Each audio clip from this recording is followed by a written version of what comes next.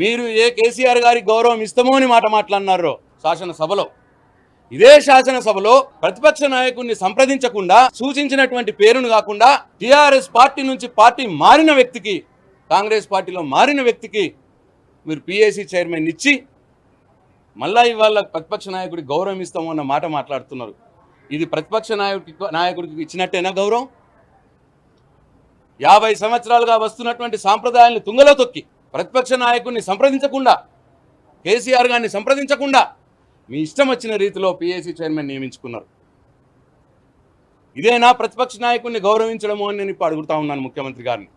మార్చురికి పంపిస్తామని అంటారు. ఇదేనా ప్రతిపక్ష నాయకుడిని గౌరవించే పద్ధతి? మాటలు కోటలు దాటుతాయి, కానీ చేతల్లో ఏమీ లేదు ఈ ముఖ్యమంత్రి గారిది. తెలంగాణ సమాజం ఆలోచించాలి, మేధావులు ఆలోచించాలి. ఇంత అసభ్యకరంగా, ఇంత జగుస్పాకరంగా ఏ ముఖ్యమంత్రి కూడా మాట్లాడారు. ఇవాళ ఈ ముఖ్యమంత్రి గారు ఆ పని చేస్తూ ఉన్నారు. అబద్ధాలు ఆడారట ముఖ్యమంత్రి గారు. ఇవాళ అసెంబ్లీలో చెప్పినారు. అబద్ధాలకు చిరునామనే ముఖ్యమంత్రి గారు. దేశంలో, రాష్ట్రంలో ఉన్నటువంటి అందరి దేవుళ్ళ మీద ఒట్టు పెట్టినాడు. 26 జనవరికి నేను రైతు భరోసా ఇస్తాను. ఇచ్చిండా 26 జనవరికి? అబద్ధం ఆడినట్ట కాదా?